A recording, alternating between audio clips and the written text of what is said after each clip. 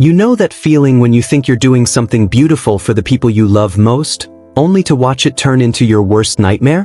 When I decided to bring my mother and younger brother from Sao Paulo to visit me in Chicago after 5 years of separation, I thought I was finally giving them the American dream vacation they'd always talked about. I had no idea I was about to become a prisoner in my own home, watching two people I'd sacrificed everything for turn into strangers who seemed determined to tear apart everything I'd built. My name is Carlos, and this is the story of how a 3-week family visit became 3 weeks of psychological warfare that left me questioning everything I thought I knew about family, loyalty, and love. What started as tears of joy at the airport ended with me literally barricading myself in my bedroom, calling my therapist at midnight, and seriously considering whether I'd made the biggest mistake of my life by ever leaving Brazil in the first place. But I'm getting ahead of myself. Let me take you back to where this all began. Not with their arrival, but with the phone call that started everything 5 months earlier. It was a Tuesday morning in February, and I was getting ready for work when my phone rang with that familiar international tone. My mother's voice came through the speaker, crackling with that mix of excitement and desperation I'd grown to recognize over our weekly calls. "Carlos, meu filho," she said, using that same tone she'd used when I was 7, and she was trying to convince me that eating vegetables would make me grow tall and strong. "I have wonderful news. Your brother Roberto got approved for his vacation from the factory, and I finally saved enough money for both our tickets. We can come visit you in America." I should have heard the warning bells right then. Should have caught the way she said, "We can come," instead of asking if we could come. Should have noticed how she'd already made plans, bought tickets, arranged time off, all without asking me if it was convenient, if I was ready, if my one-bedroom apartment could even accommodate 2 additional people for 3 weeks.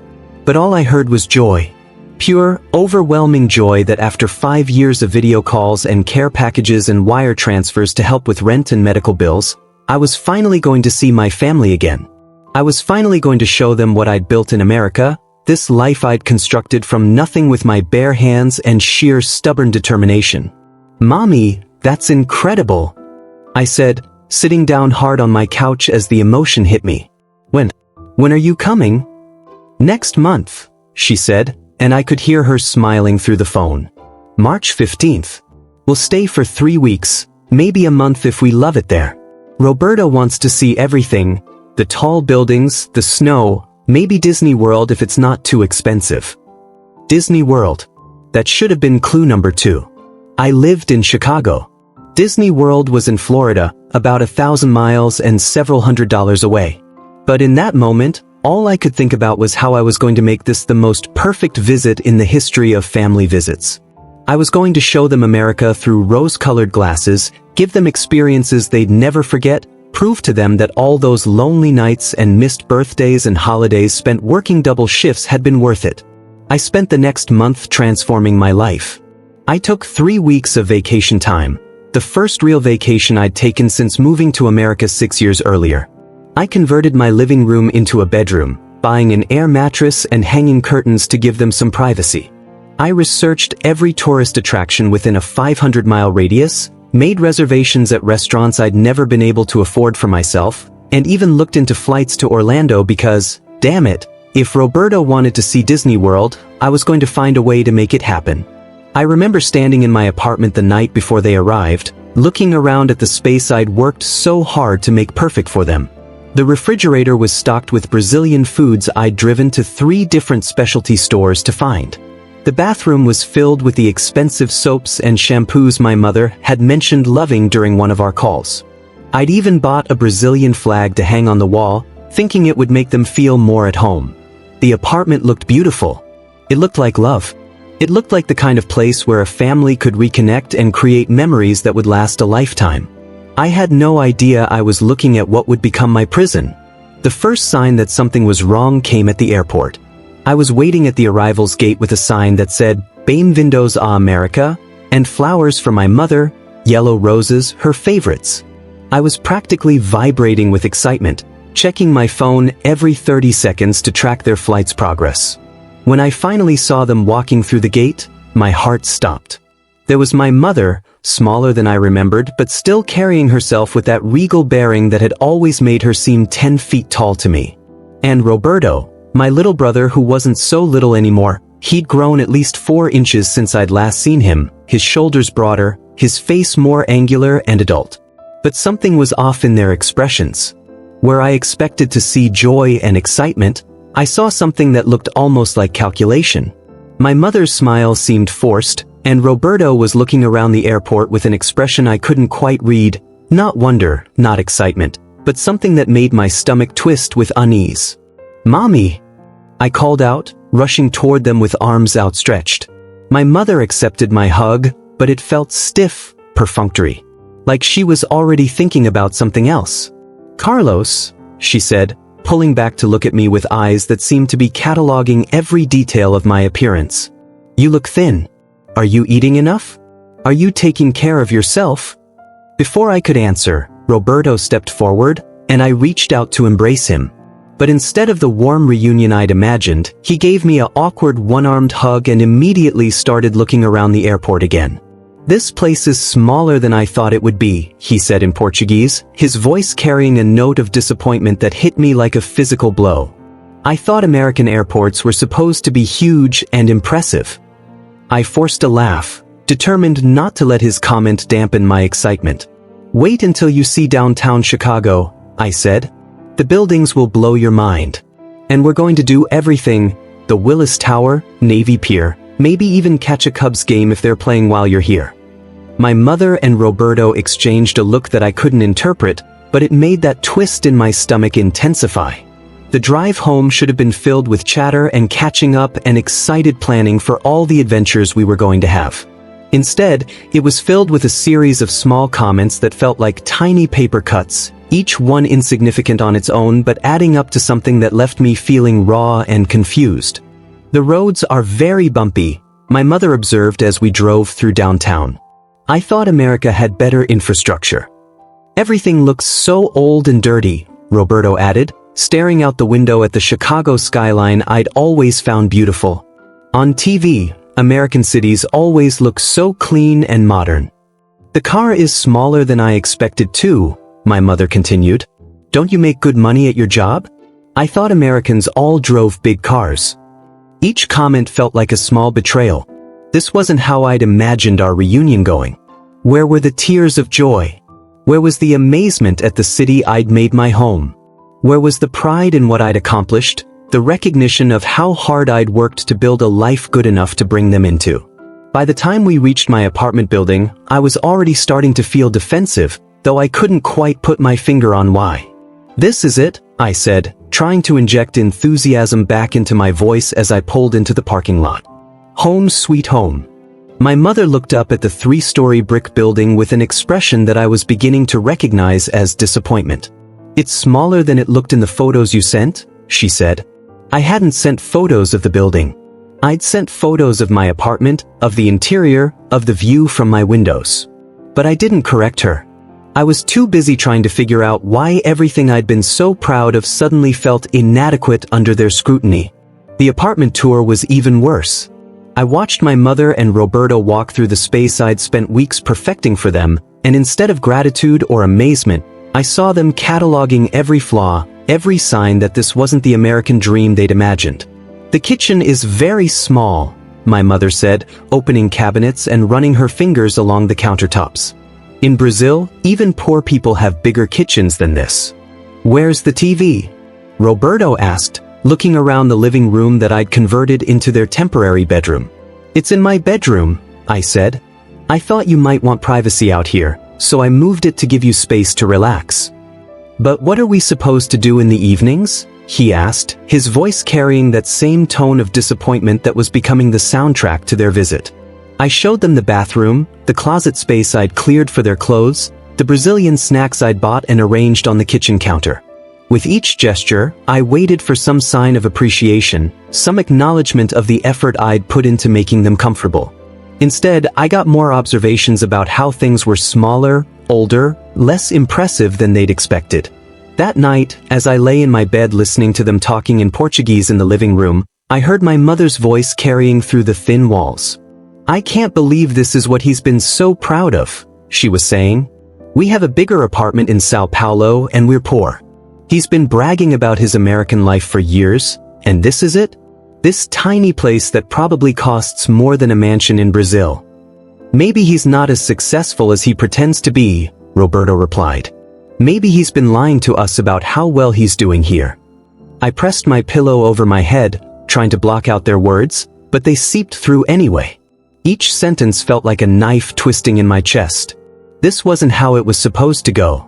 They were supposed to be impressed, grateful, proud of what I'd accomplished starting from nothing in a foreign country where I barely spoke the language. They were supposed to understand that every piece of furniture in this apartment represented months of saving, that every square foot was earned through overtime shifts and weekend work and countless nights of eating ramen so I could afford something better. They were supposed to see the love that had gone into preparing for their visit, the sacrifice, the desperate desire to share my new life with the people who mattered most to me. Instead, they saw inadequacy. They saw failure. They saw someone who had been exaggerating his success and living a lie. And that was just the first night.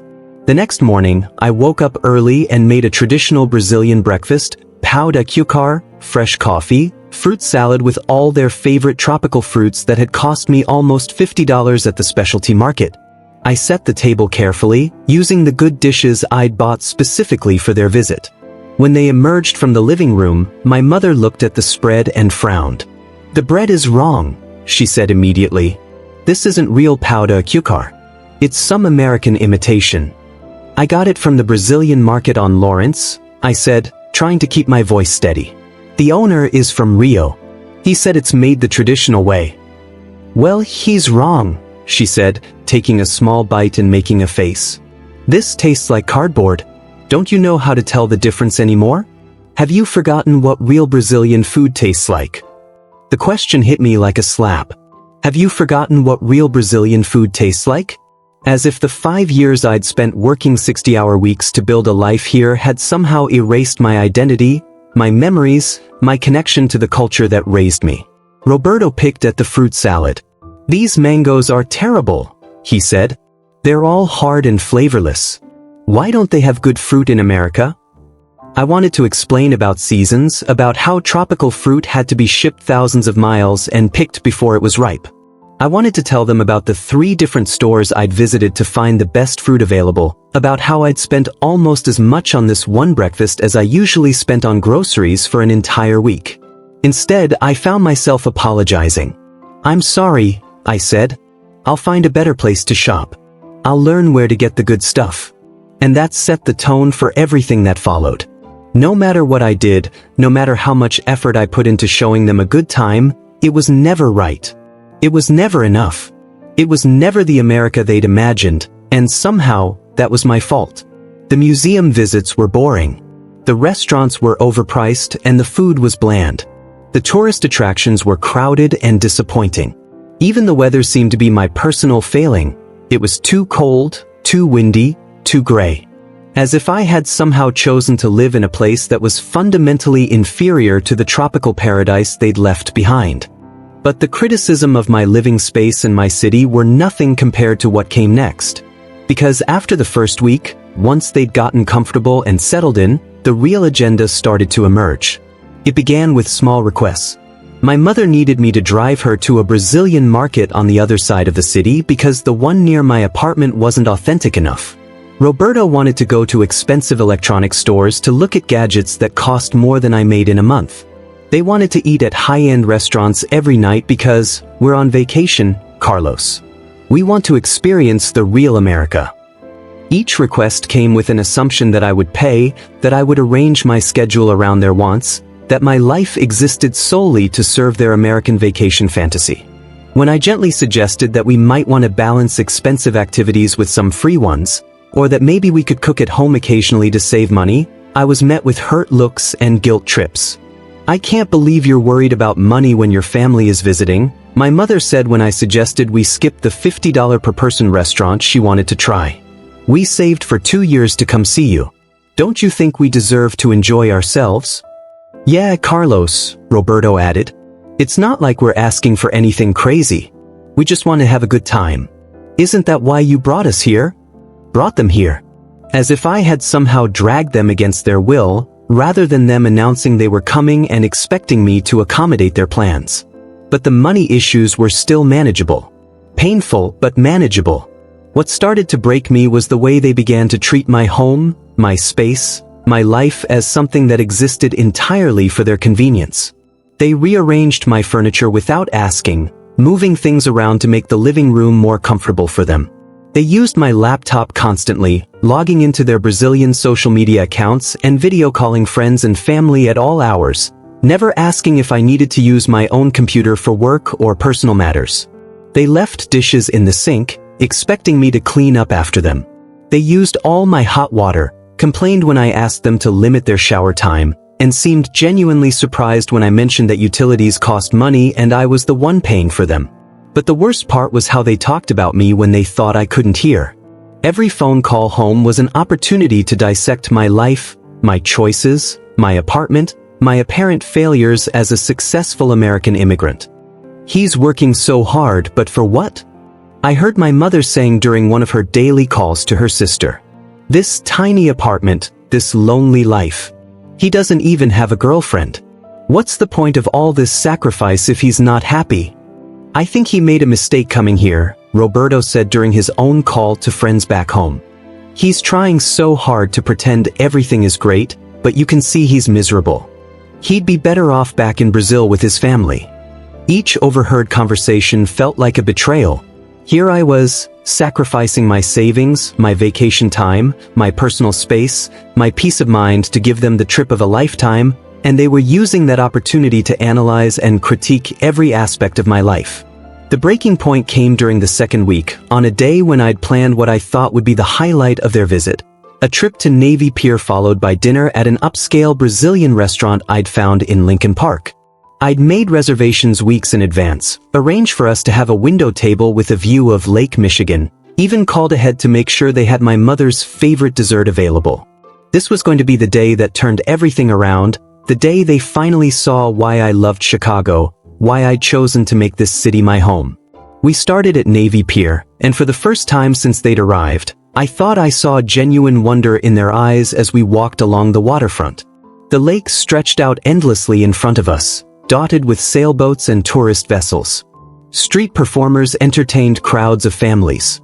The Chicago skyline gleamed in the afternoon sun behind us. "This is beautiful," my mother said, and I felt my chest swell with pride and relief. Finally, something they appreciated. But then Roberto pulled out his phone and started taking selfies, not of the scenery, not of our family together, but of himself with the lake in the background. "My friends are going to be so jealous," he said, snapping photo after photo. "They've never seen anything like this." I offered to take pictures of both of them together, thinking this might be a nice moment to capture. But instead of being grateful, they immediately started critiquing my photography skills. "Hold it higher," my mother instructed. "The angle is unflattering. Take another one. No, that's too close. Step back. The lighting is wrong now." After 20 minutes of trying to get the perfect photo that met their standards, my excitement about sharing this beautiful place with them had completely evaporated. I felt like a hired photographer, not a son showing his family one of his favorite places in his adopted city. The restaurant was worse. Despite all my planning, despite the perfect table and the authentic Brazilian food and the special dessert I'd arranged, they spent the entire meal comparing everything unfavorably to restaurants back home. "The picanha is too salty," my mother said, pushing her plate away half-finished. "The rice is wrong," Roberto added. "It doesn't taste like real Brazilian rice."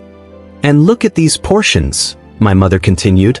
"So small and so expensive. In Sao Paulo, you'd get twice as much food for half the price." I watched 3 hours of planning and $200 of my carefully budgeted money turn into another opportunity for them to explain why Brazil was superior to America in every way. Why my choices were wrong. Why my life was a disappointment. That night, as I lay in bed listening to them video calling friends and family to complain about their day, something inside me finally snapped. "The restaurant was terrible," I heard my mother saying. Carlos spent a fortune on food that wasn't even as good as what we can get at the corner cafe back home. I don't understand why he's so determined to prove that everything here is better when it's obviously not. He seems really desperate for us to be impressed, Roberto added. It's kind of sad, actually. Like he's trying to convince himself as much as us that he made the right choice coming here. I got up and walked into the living room where they were sitting on my couch, talking to the screen of my laptop. "Hey," I said quietly. "Could we talk for a minute?" They looked up at me with expressions of mild annoyance, as if I was interrupting something important. "We're in the middle of a call," my mother said. "Can it wait?" "It's been 2 weeks," I said, my voice starting to shake despite my efforts to stay calm. "You've been here for 2 weeks, and I haven't heard a single positive thing about my city, my home, my life, anything I've tried to show you or share with you. All I've heard is criticism and complaints and how everything here is worse than Brazil." My mother's expression immediately shifted to that wounded, martyred look I remembered from childhood. "Carlos, we're not complaining. We're just being honest. You asked us what we thought." "I never asked you what you thought," I said, my voice getting louder despite myself. "I asked you to come visit me. I asked you to let me share my life with you. I didn't ask you to spend every moment telling me how disappointed you are in everything I've built here." "We're not disappointed in you," Roberto said, but his tone suggested otherwise. "We're just surprised. You made it sound like you were living the American dream, and this is, well, it's not what we expected." "What did you expect?" I asked. "A mansion? A penthouse? I'm a single guy who moved here with nothing 6 years ago. This apartment, this life, I built it from scratch. I'm proud of what I've accomplished." "But why?" my mother asked, and her question hit me like a physical blow. "Why are you proud of being alone in a tiny apartment in a cold city where you have to work 60 hours a week just to afford the basics? You could come home to Brazil tomorrow and live with family who loves you, eat real food, have a social life, maybe find a nice girl and get married." "Because this is my home now," I said, feeling tears starting to burn behind my eyes. "Because I chose this life. Because I worked for it and sacrificed for it and built it with my own hands. Because I thought maybe, just maybe, the people I love most in the world might be proud of what I've accomplished instead of spending every moment telling me how wrong I was to try." The silence that followed was deafening. We stood there looking at each other across a gulf that felt suddenly enormous, unbridgeable. They saw someone who had made a terrible mistake and was too stubborn to admit it. I saw two people who had come to my home not to visit me, but to prove to themselves that they were right to stay in Brazil, that I was wrong to leave, that my choices were foolish and my life was a failure. "Carlos," my mother said finally, her voice taking on that patient, condescending tone she used when she thought I was being unreasonable. "We love you. We just want what's best for you. And maybe what's best is admitting that this American experiment hasn't worked out the way you hoped." That's when I realized that this visit was never about sharing my life with them. It was about them proving to themselves and to me that I had made a mistake. Every criticism, every complaint, every comparison to Brazil was designed to wear me down, to make me question my choices, to convince me to give up and come home. They hadn't come to America to see what I'd built. They'd come to tear it down. The third week was when things got truly ugly. After our confrontation, any pretense of politeness or gratitude disappeared. They stopped even trying to hide their disdain for my life, my choices, my city, my home. They started staying out late without telling me where they were going or when they'd be back, leaving me to worry and wonder if something had happened to them.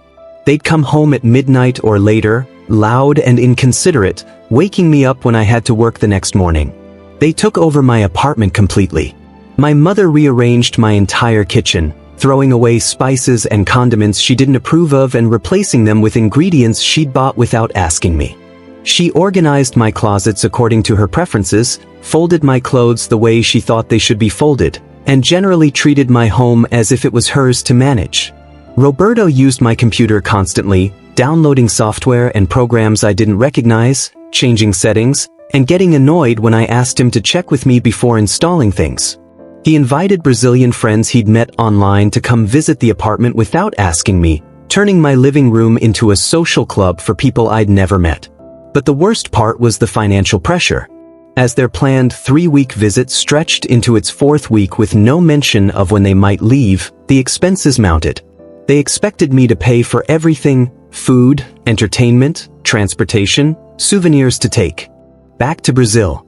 When I gently suggested that maybe they could contribute something toward groceries or utilities, I was met with shocked outrage. "We're your family," my mother said, as if that explained everything. "You don't charge family for visiting." "But I've spent almost $3,000 in the last month," I said, trying to keep the desperation out of my voice.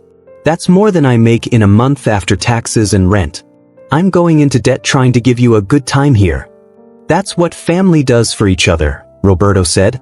"We'd do the same for you if you came to visit us in Brazil." But would they? I'd sent them money regularly for years, for my mother's medical bills, for Roberto's school expenses, for emergencies and holidays, and just because they asked. I'd never asked for anything in return, never expected them to pay me back, never made them feel guilty for needing help. Now, when I was struggling to afford their extended visit, when I was sacrificing my financial stability to give them the American experience they demanded, I was made to feel selfish for even mentioning the cost. The emotional manipulation was relentless. If I seemed tired or stressed, I was told I was being a bad host. If I suggested free activities instead of expensive ones, I was being cheap and unwelcoming. If I tried to set any boundaries around my space or my belongings, I was being controlling and selfish. "You've changed, Carlos," my mother told me one evening after I'd asked them to clean up after themselves in the kitchen. "America has made you cold and selfish. You never used to worry about money when it came to family." "I never used to have to support 3 people on 1 income," I replied, immediately regretting the words as soon as they left my mouth. "Support us," Roberto said, his voice rising. "We're not asking you to support us. We're asking you to be a good host to your family who traveled thousands of miles to see you." But they were asking me to support them. Every meal, every activity, every convenience they enjoyed was paid for with money I'd earned working jobs I'd taken specifically because they paid well enough for me to help my family back home. Money I'd saved by living modestly, by denying myself luxuries, by planning carefully for the future. Now that future was disappearing into their vacation fund, and I was expected to be grateful for the privilege. The breaking point came on a Tuesday morning during their 4th week. I woke up to find my mother in my bedroom, going through my financial documents. "What are you doing?" I asked, my heart pounding as I saw her holding my bank statements, my credit card bills, my tax returns. "I was looking for a pen," she said, not even trying to look embarrassed about being caught snooping through my private papers. "I found these on your desk and I was curious about how much money you really make." "Those are private," I said, trying to keep my voice steady as I took the papers from her hands. "You're my son," she said, as if that gave her the right to invade my privacy. "I have a right to know if you're managing your money properly." "You have a right to know if I ask you to know," I said. "These are my personal financial documents. You had no right to look at them." "Don't take that tone with me," she said, her voice taking on that sharp edge that had terrified me as a child. "I'm your mother. I raised you. I have a right to make sure you're not making foolish decisions with your money." "My money," I repeated. "My decisions. My life." That's when she dropped the bomb that revealed what this visit had really been about from the beginning. "Your money that you could be sending home to help your family instead of wasting on this ridiculous lifestyle," she said. "Do you know how much good you could do with what you spend on rent for this tiny apartment? Roberto could go to university. I could get the dental work I need. Your cousins could have opportunities they'll never get otherwise." "I do send money home," I said, feeling the blood drain from my face. "I send money every month. I've sent thousands of dollars over the years." "Not enough," she said simply. "Not nearly enough. You're living here like a king while your family struggles in Brazil. It's selfish, Carlos. It's not who I raised you to be, the real reason for their visit. Not to see me, not to share in my life, not to celebrate what I'd accomplished. They'd come to guilt me into giving up my American life and either moving back to Brazil or sending home so much money that I'd never be able to build anything for myself. Every criticism of my apartment, my city, My choices had been designed to make me feel guilty for choosing this life over them. Every complaint about expenses had been calculated to make me realize how much money I was wasting on my own happiness instead of their needs. They hadn't come to visit me. They'd come to stage an intervention. That night, I called in sick to work and spent the day walking around Chicago by myself, trying to figure out what to do.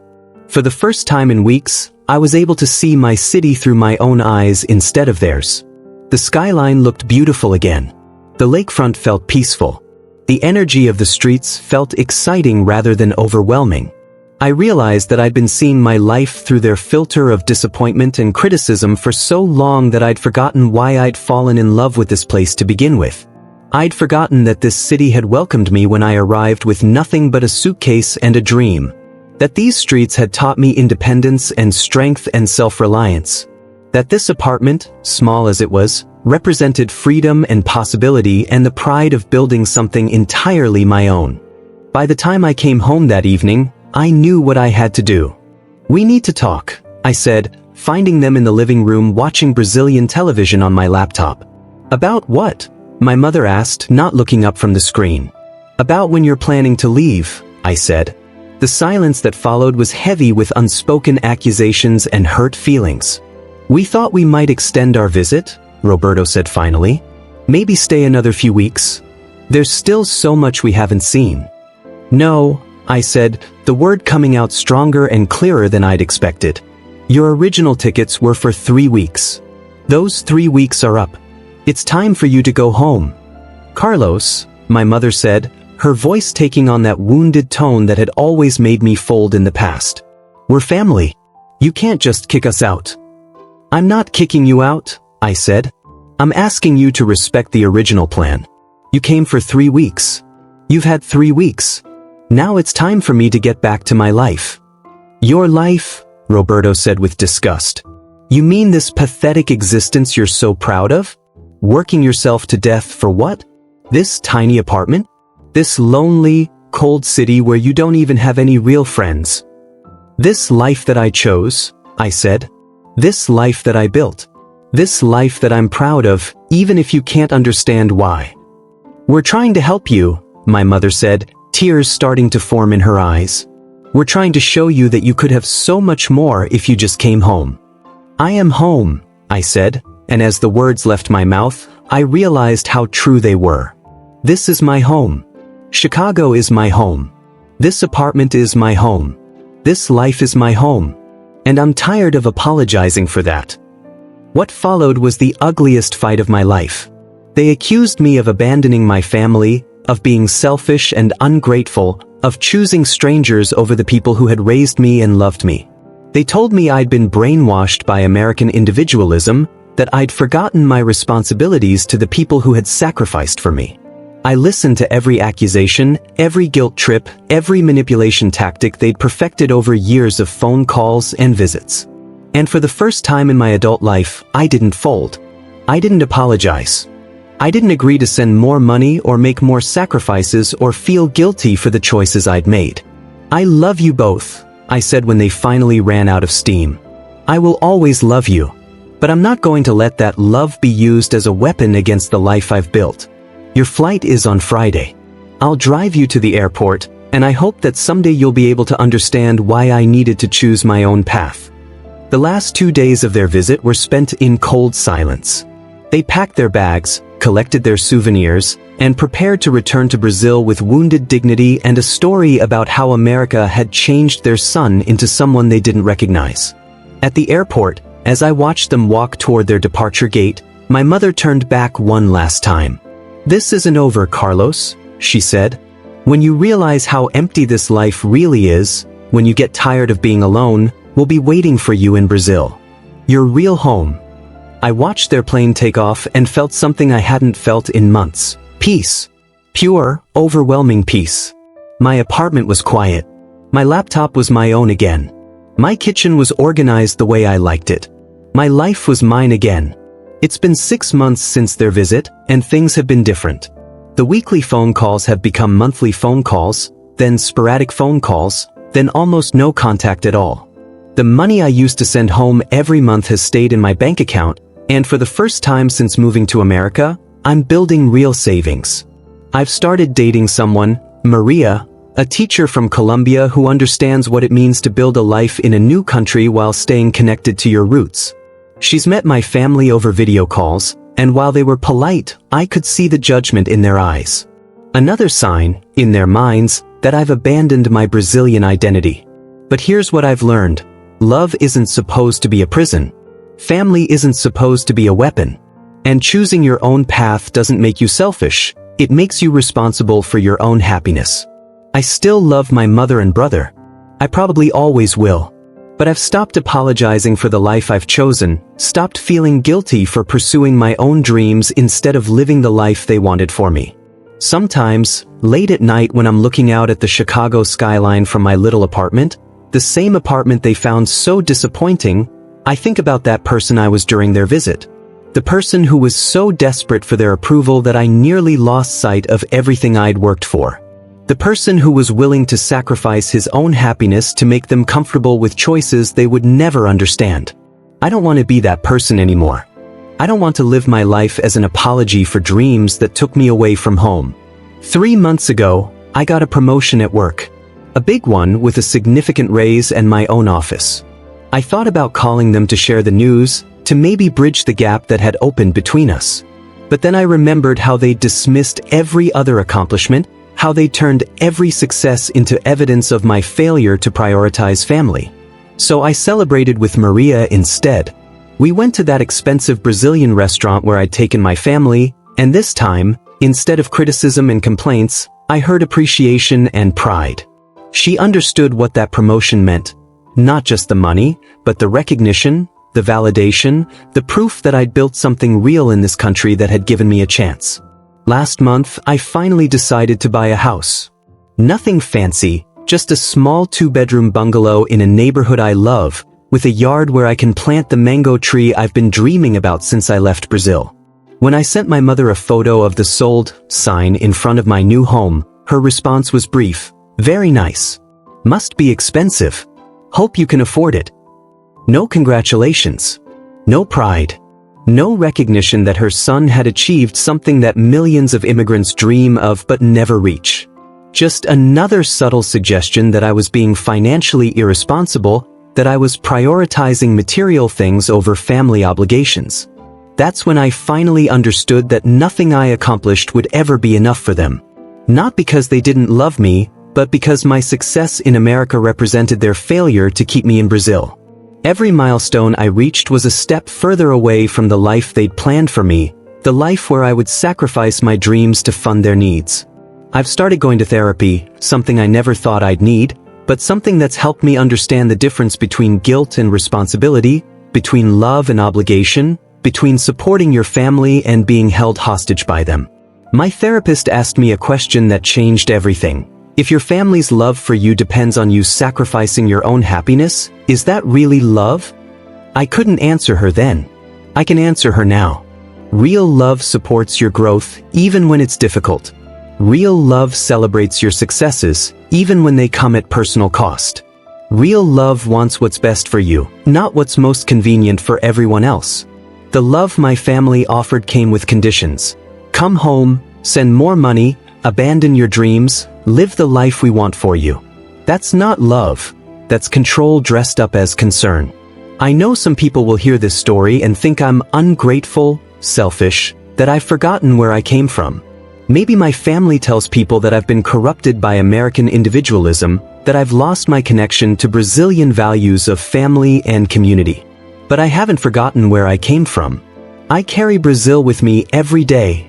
In the music I listen to, the food I cook, the Portuguese I speak with Maria, the dreams I have of showing her Rio de Janeiro someday. My culture, my language, my identity, these things live in my heart, not in my address. What I've learned is that you can love your family and still choose yourself. You can honor your roots while growing new ones. You can be grateful for where you came from while refusing to let it limit where you're going. The hardest part isn't the guilt or the loneliness or the financial pressure. The hardest part is accepting that the people who raised you might never understand the person you've become. That the love you thought was unconditional actually came with a very specific set of conditions. But here's what I want anyone listening to this story to understand. You are not responsible for managing other people's expectations of your life. You are not obligated to sacrifice your dreams to fund other people's comfort. You are not selfish for choosing growth over familiarity, opportunity over obligation. Family is supposed to be your foundation, not your ceiling. It's supposed to give you the strength to reach higher, not the guilt that pulls you down. I still hope that someday my mother and brother will understand.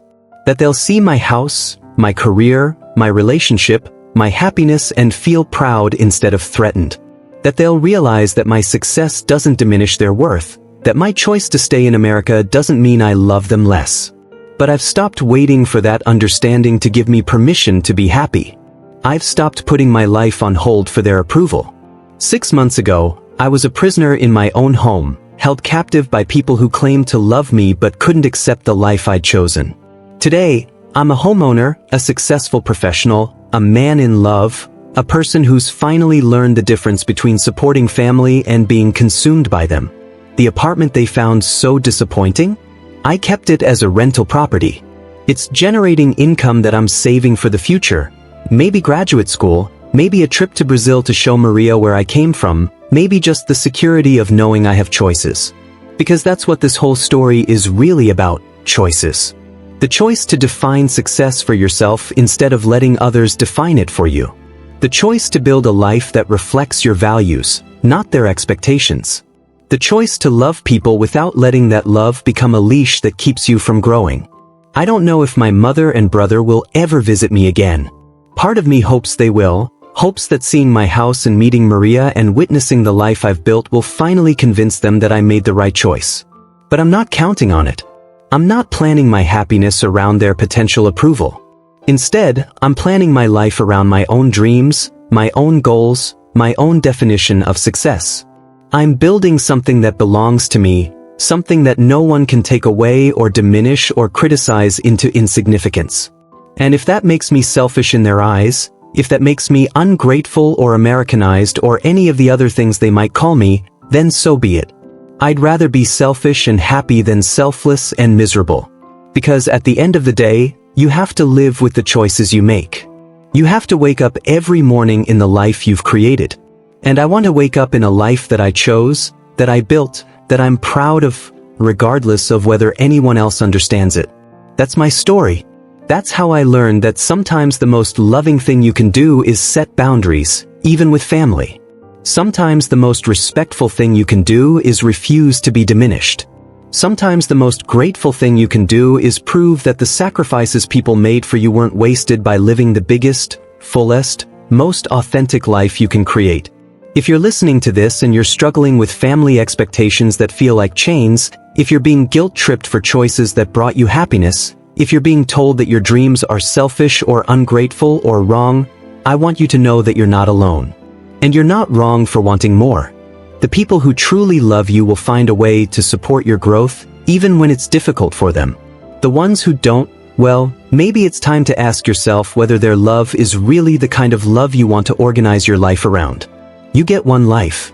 One chance to see what you can build, what you can become, what kind of happiness you can create. Don't waste it trying to live up to someone else's limited vision of who you should be. What would you do in this situation? How do you balance family obligations with personal dreams? Have you ever had to choose between what others expected of you and what you knew was right for your own life? Let me know in the comments below. And if this story resonated with you, if it helped you feel less alone in your own struggles with family expectations and personal growth, please subscribe for more real stories about the complex realities of building a life on your own terms. Sometimes the most important journey isn't the one that takes you home. It's the one that helps you understand what home really means.